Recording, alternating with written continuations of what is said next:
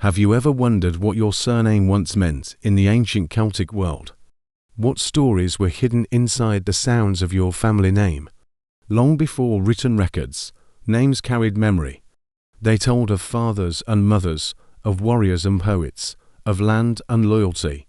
In Celtic society, identity was not fixed by borders, it was shaped by kinship. In early Ireland, people were known through their fathers. The Gaelic prefix mac meant son of, y meant grandson or descendant of. These were not decorations, they were living connections. When someone was called y Concubhair, they were naming an ancestor. Concubhair meant lover of hounds, a name tied to strength and status. Over time it became O'Connor.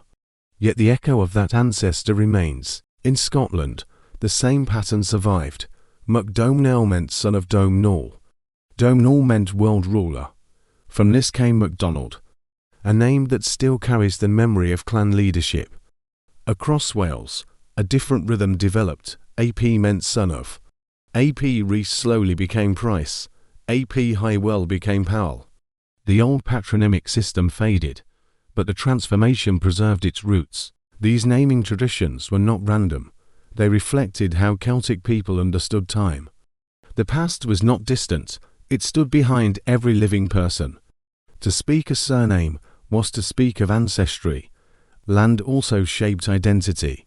In Ireland, the word Bailey meant settlement. Families often took names from territories, like Y Brian of Thomond, linked to the descendants of Brian Boru, the High King, who died in 1014. In Scotland, clan lands defined belonging. The word clan meant children, not just immediate offspring, but an extended network of blood and protection. To belong to a clan was to share history. Welsh surnames sometimes preserved professions. Goff meant smith. The name Goff emerged from this, a reminder that craft shaped reputation. Even ordinary labour became lineage. The Norman invasions changed these patterns. After 1169 in Ireland, French and English naming customs blended with Gaelic forms. Fitzgerald combined the Norman Fitz with Gerald, yet many Gaelic families resisted change. English rule later pressured families to Anglicise. Y and Mac were sometimes dropped. Spellings shifted to fit English ears. Yet beneath altered letters, the original language survived. Celtic languages carried deep symbolism. Names often described character, or physical traits, or spiritual qualities. They were small poems. The name Coim Hin meant gentle birth. It became Kevin. Brigd meant exalted one. It became Bridget. Sense preserved many of these ancient forms. In medieval manuscripts, monks recorded genealogies stretching back centuries. Irish annals traced kings to mythic ancestors, sometimes even to the Tuatha Dé Danann. Blending history and legend, this fusion of myth and memory shaped identity. Families believed they descended from heroes or divine figures. Whether literal or symbolic, the belief gave meaning. Even today, a surname can hint at origin. Murphy from Waimaochada means sea warrior. Campbell from Cambeal means crooked mouth. These translations are not insults. They are snapshots of real people, men and women whose traits became family markers. Through repetition and story, over generations, spelling shifted, pronunciation softened, migration scattered families. But the structure remained. In America and Australia, Celtic surnames travelled far from their homelands. Yet they carried the same prefixes, the same echoes of Gaelic and Brythonic speech. When you say your surname aloud, you may be speaking a fragment of Old Irish, or Middle Welsh, or Highland Scots Gaelic. Hidden inside the name is geography, language, and memory. A surname is not only identification, it is inheritance. And in the Celtic world, inheritance was everything. What happened when the old clan world began to change? How did surnames survive war, conquest, and migration? The medieval Celtic lands were never isolated. They were connected through trade and conflict. Vikings arrived on Irish and Scottish shores in the 9th century. They founded towns like Dublin and Limerick. Some Norse names blended into Gaelic society names. such as Doyle come from Dubgal, meaning dark foreigner, often describing a Viking of darker hair. Macaulay may trace the Norse ancestry, fully absorbed into clan structure. These encounters reshaped identity, but they did not erase it in Ireland. Powerful dynasties dominated regions. The Uneal in Ulster, the Eoganachta in Munster. Their surnames signalled political authority. To carry such a name meant belonging to a ruling network in Scotland. The Highlands and Lowlands diverged culturally. Highland clans retained strong Gaelic tradition, Northern families adopted Scots and Norman influences. Yet even their older Celtic roots endured. Wales preserved a poetic tradition. Bards memorized genealogies, reciting ancestry before princes. A lineage could stretch back 10 or more generations. Each name carefully remembered. Memory was power. To forget ancestry was to lose standing. When England expanded control over Wales in the 13th century, administrative records demanded fixed surnames. Patronymic change shortened AP and FERC gradually disappeared. Yet many Welsh surnames today still echo those older forms in Ireland. The Tudor conquest intensified pressure. Plantations introduced English and Scottish settlers. New surnames appeared, but Gaelic families remained rooted in their territories. The penal laws later restricted Catholic land ownership. Some families altered names to survive, others held firmly to tradition.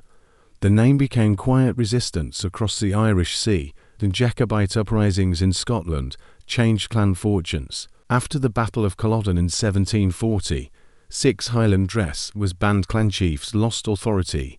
Surnames could not be outlawed, they travelled instead. During the Great Famine of the 1840s, millions left Ireland. Ships carried names like O'Sullivan, Kelly, Ryan across the Atlantic. At Ellis Island, clerks recorded spellings as they heard them, but the roots remained Gaelic. In Nova Scotia, in Boston, in Sydney, Celtic surnames took new soil. Welsh miners carried names like Jones and Evans to Pennsylvania and Patagonia, though simplified. These names still held patronymic origins. The 19th century also sparked revival. Scholars rediscovered Celtic manuscripts. Language movements encouraged pride in Ireland. The Gaelic League formed in 1893, promoting Irish language and heritage. A letter from home often began with a name reminding the reader who they were. Today, DNA testing adds another layer, revealing genetic links to regions, sometimes confirming oral tradition, sometimes challenging it. Yet a surname alone does not define destiny. It reflects community shared experience and adaptation. The Celtic world valued continuity, even through change. A name that survived invasion, law, famine, and exile. More than a label, it is entrance. When modern families trace their lineage, they rediscover forgotten villages, ancient territories, lost languages. The hidden language of surnames still whispers in parish records, in gravestones, in family stories. It reminds us that history is personal, and that every surname once belonged to someone who stood on Celtic soil and spoke their identity aloud. Ever wondered if your last name tells a story? If it has Celtic roots, it's more than just a name, it's a living piece of history, a direct line to the ancient tribes of Ireland, Scotland, Wales, and beyond. Today, let's journey back in time and uncover the fascinating world hidden within Celtic surnames. So, where do these names come from? Think of a time before cities and official records. Your identity was tied to your family, your chief, or even your physical appearance. Many Celtic surnames began as patronymics, meaning they were based on the father's name. In Gaelic, the prefix mac or amc means son of, while y or o means grandson of or descendant of. So, if you're a MacDonald, you're a son of Donald. If you're an O'Brien, you're a descendant of Brian, likely referring to the legendary High King of Ireland, Brian Boru. This system was a beautiful way to honor your lineage, carrying your ancestors' legacy with you. But it wasn't just about family trees.